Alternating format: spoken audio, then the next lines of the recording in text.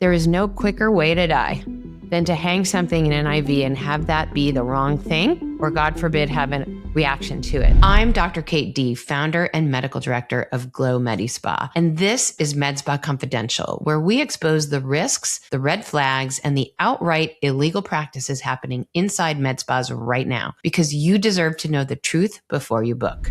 I want to talk to you today about IV bars. I want to cover a topic that I think is one of the most egregious ones in the med spa industry today. I was just talking to a friend yesterday who was telling me that she was going to an IV bar because this nurse had convinced her that she would recover more quickly from being dehydrated on a plane, so that every time she came home after a big work trip, she was getting these IVs to recover. And I'm like, well, why not just have some water with electrolytes in it? And she's like, oh, well, they also put vitamins in my IV. And she thinks that it's helpful for her to be doing this. So I'm going to explain to you exactly why it is not helping your health and it is not helping your wallet. And the vast majority of IV bars in this country are completely illegal. So let's talk about what happens when you have an IV put into you. Okay. First of all, we use IVs in the hospital to treat people with various diseases or problems of digestion or absorption. For example, someone who's undergoing chemotherapy and they can't keep their food down. Okay. They're nauseated from that. Or someone who's pregnant and has hyperemesis or morning sickness, and they just can't get enough nutrition for themselves or their baby. For people who have, various diseases that need an IV infusion of a drug, we use that a lot. For instance, IV antibiotics for big infections. So, however, if you're a normal, healthy person, you can drink water or an electrolyte solution like Gatorade or liquid IV or a Noon, and you will absorb that just fine. And that doesn't cost hardly any money. Water is essentially close to free in this country. And those electrolyte pills, those are pretty cheap. So why are people getting IV infusions instead? Well, they are being convinced that this is somehow good for their health. But what it is creating extremely expensive urine, okay? Because if you have a vitamin in your IV, say vitamin C or one of the B vitamins, they get filtered through your kidneys and you pee it out. So it's very, very expensive pee. If you just paid $99 for an IV infusion and you've got all your vitamins, you're just going to pee those right out. That is not more healthy than taking a vitamin or eating an orange. Okay, so the idea that that is more healthy for you is illogical. Yes, certain people definitely need assistance in absorbing electrolytes and vitamins, but if you are a healthy human, you do not. Okay, so you are buying something that is not helping your health. And what's really bothersome to me is the person who sold it to you, the medical professional who should be having your best interests at heart, they sold it to you and they did it to you anyway and took your money. And if they know anything about medicine or physiology, they would know then what they were doing was not helping you. So that person, if it was a doctor or someone with real medical training and they're selling it to you anyway, I'm sorry, that's just unethical. We are not supposed to do things to people that are unnecessary. The first thing is do no harm. So never do something that could potentially be harmful, right? If somebody doesn't need it, okay? So generally any unnecessary procedure that is, completely unneeded and not helpful, there are always dangers that come with any procedure. So if someone came to a surgeon and said, hey doc, I want my gallbladder out. And if there's nothing wrong with the gallbladder and the patient has no symptoms about their gallbladder and it's completely medically unnecessary, the surgeon would just turn them away and say, well, you don't need your gallbladder out. I'm not going to operate on you unnecessarily, right? Now, okay, that's a ridiculous example because who wants their gallbladder out if they don't really need it out? But as a physician, I can tell you that if somebody asked me for a procedure that I thought was medically unnecessary, I would not do it. So what's happening in IV bars? people are asking for these vitamin infusions because they think that it's healthy and they're being sold it and they don't care. That's how this person's making their money, is putting this IV into you. So my question is, for all the providers who are doing this to normal, healthy people, how do you justify it? How do you live with yourself selling people stuff they don't need? So one, super unethical. Okay. Second, totally unnecessary. So if you're spending $100 in electrolyte water, save your money. Go get that electrolyte water. Okay. So the other thing is, what about these IV bars? Are they operating legally to start with? Okay. Because did you see a doctor or a nurse practitioner or a PA who did an exam on you and prescribed the IV?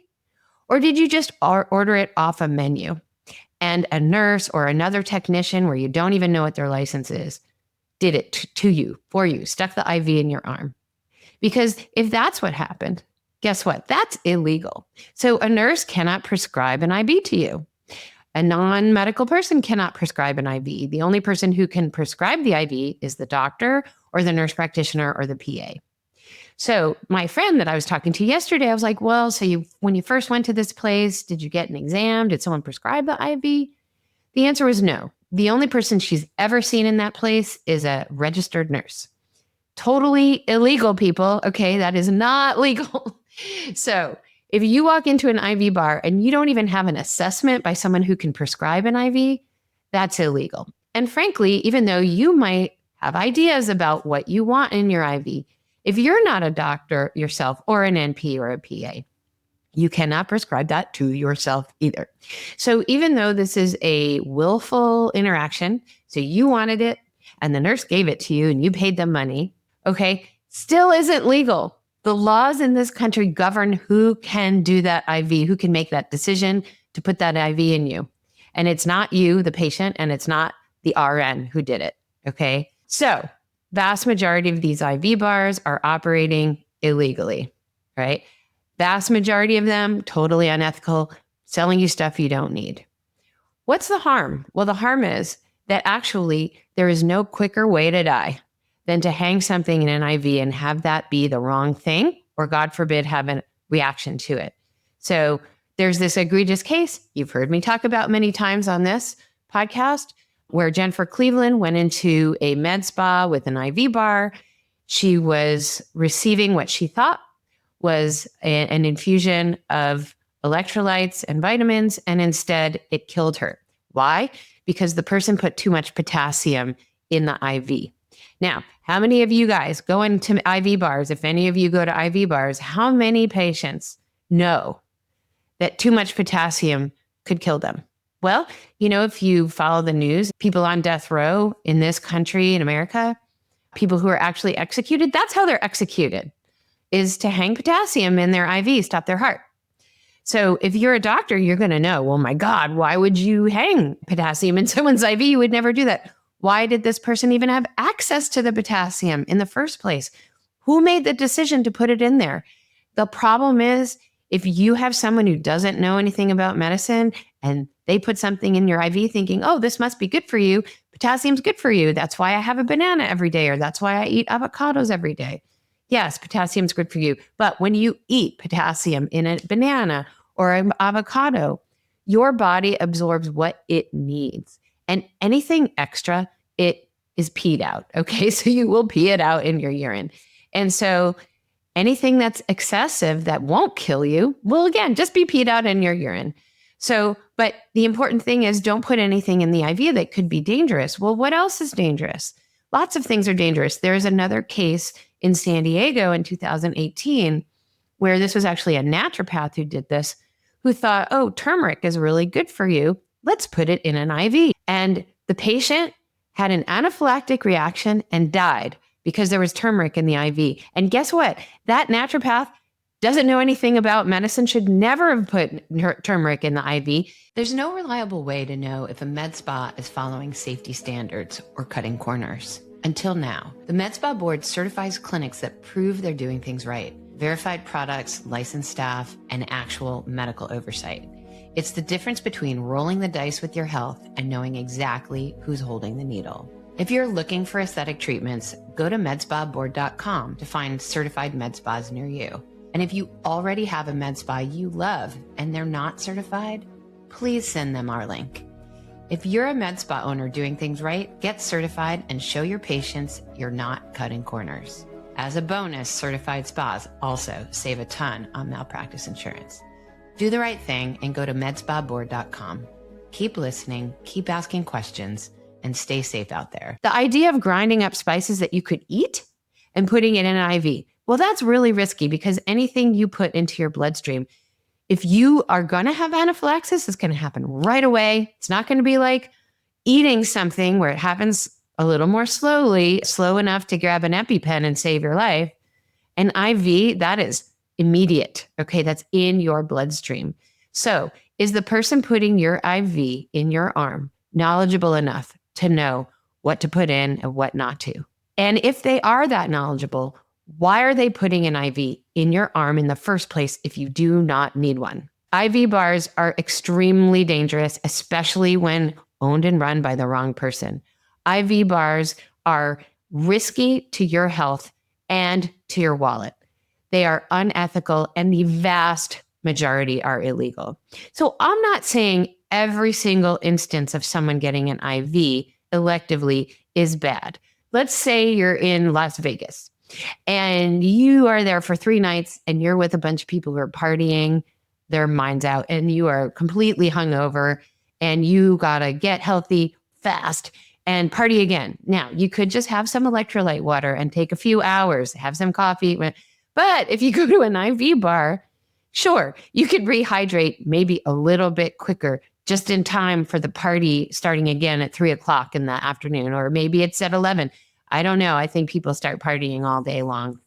In any event, is that appropriate? You could decide appropriate or not appropriate, but as long as it's legal and as long as it's ethically run, then okay, an IV will get you back on the party scene really fast, all right? But for the vast majority of people, you don't need this IV bar. Just don't go. It's really dangerous. I don't think they're being ethical in not telling you, well, hey, by the time you're done here and you go home and you are making dinner, by that time, if you had an electrolyte water now, you'd be in the same position 3 hours from now as if you have this IV today.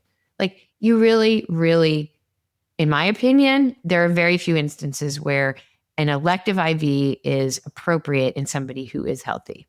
Now, again, if you are sick, if you have a gastroenteritis and you can't keep anything down, if you're truly dehydrated because of illness or cancer chemotherapy or another drug potentially, there are lots of reasons why doctors would prescribe an IV.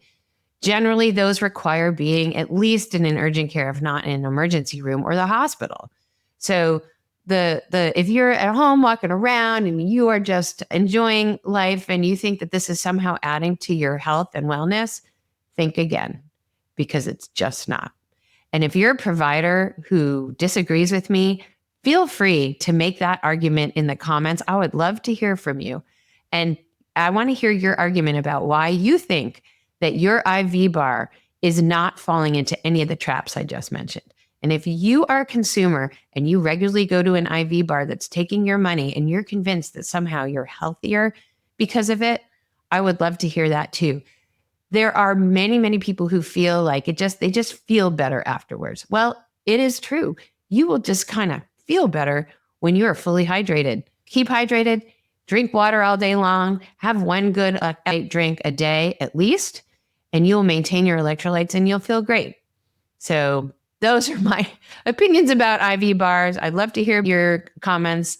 And somebody in there, go ahead, try to prove me wrong. Thanks for listening. If this episode opened your eyes to something you didn't know before, share it with someone who needs to hear it. Subscribe so you don't miss the next one. And drop a comment telling me your biggest takeaway. I actually read them all. Join me on this mission to keep you safe and push this industry to do better.